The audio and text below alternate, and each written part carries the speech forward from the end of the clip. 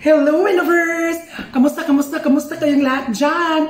Sa aking mga subscribers na patuloy na nanonood at sumusuporta sa akin, sa mga Pinoy na nagbubunyi sa ngayon, at sa ating mga OFWs na nasa iba't ibang panig ng mundo, sana po ay nasa mabuti kayong kalagayan kagaya ko, guys. Okay, for today's video, guys, hindi na natin patatagalin pa dahil may isang kaibigan akong chismosa, guys, na nagtanong sa akin kung ano yung masasabi ko tungkol sa panalo ni Carlos Yulo na isa sa ating mga pambato sa Paris Olympics 2024. Ay nako, guys, grabe talaga. Kasi tinutukan ko talaga yung Olympics, guys, mula simula at tututukan ko pa rin hanggang sa dulo bilang suporta sa ating mga atletang Pinoy na patuloy na lumalaban ng patas para makapagbigay ng karangalan sa ating bayan. Ayan. Ay naku, guys, grabe. Lahat ng laro, tinutukan ko talaga, especially ang kay Carlos Yulo. Alam nyo, guys, nung unang sabat ni Carlos Yulo sa floor exercises sa gymnastics, ay naku, guys, grabe. Naaamoy ko kaagad, guys, na mananalo tayo ng gold kasi Diyos ko dahil halos lahat ng landing yung mga stick landing talaga. Sabi ko, mananalo talaga tayong gold at nanalo din tayo talaga ng gold. At kagabi, guys, nako, nanoodin na naman ako ng live. Kasi parang yung last performance niya na yon sa vault exercises. At naku, guys, nanalo ulit tayo ng gold. My God! And Carlos Yulo, congratulations, congratulations, congratulations, and thank you so much for bringing pride and glory to our beloved country, Philippines! Alam nyo, guys, noon, kumbaga nag-try din ako sa sports, yung volleyball, di ba? Ganon. Ay naku, guys, ang lola niya talagang nga kasi nag-try out na ako, guys. Ngayon, nung nasa court na kami, ay naku, guys, pag sinaserve na yung bola doon, ang bilis talaga, parang ang lakas.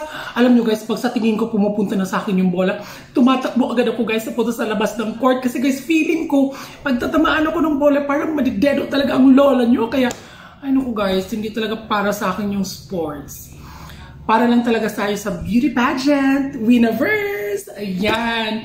So, back to Carlos Yulo, guys. Alam nyo, isang malaking karangalan talaga sa ating bansa ang pagkapanalo ni Carlos Yulo ng 2 gold, guys. At saka, alam mo, sa dami ng premyo nauutal na ako. Sa dami ng premyo niya kanyang tatanggapin, guys, meron pa siyang 10 million at magbibigay din ang House of Representatives ng 3 million at magbibigay din ng condo unit worth 25 million. Di ko lang alam kung anong realty corporation yon. Magbibigay sa kanya ng condo unit worth 25 million sa Makini Hills sa Taguig at may magbibigay din sa kanya ng house and lot sa Tagaytay at marami pang iba, guys. Pero, guys, deserve talaga ni Yulo lahat yon kasi alam mo, guys, hirap, pagod, pawis, lahat na para makapagbigay lang talaga ng karangalan sa ating bayan, di ba? At sana, guys, patuloy at paigtingin ng gobyerno ang suporta sa ating mga atletang Pinoy, guys. Kasi marami talaga tayong mga atlet ng Pinoy na may mga potensyal at hindi lang yan ang mararating natin in the future, guys. Magkakaroon pa talaga tayo ng maraming gold medals kung talagang patuloy at paigtingin ng gobyerno ang suporta para sa atletang Pinoy. Ayun, kasi ang mga Pinoy, guys, magagaling, matatalino. Kahit saan tayo ilagay, guys, talagang madiskarte talaga tayo. Kaya ngayon, guys, tingnan nyo naman, di ba? Alam nyo, guys, nung ikinanta yung pambansang awit natin sa Olympic, ay naku, guys, Diyos ko, nangingilabot talaga ako talaga, guys. As in, parang naiiyak ako, guys, kasi bihira lang mangyari yun na kantahin yung pambansang awit natin, yung lupang hinirang sa isang Olympics, di ba?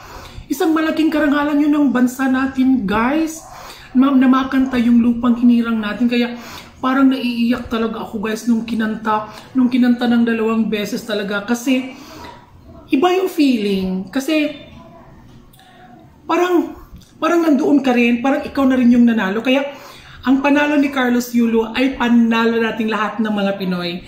Kaya sana sa mga atletang Pinoy na may mga pangarap dyan na maging kagaya ni Carlos, ipagpatuloy nyo lang, guys, at kailangan talaga din ng full support ng ating gobyerno at ng ating pamahalaan.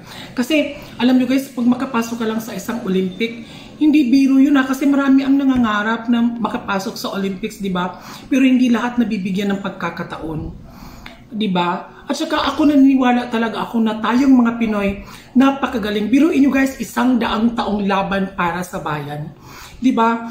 Parang, ay nako, di ko ma-imagine guys, ang saya, ang lahat, kailangan talaga guys ng celebration ng buong Pilipinas sa nangyayari ngayon.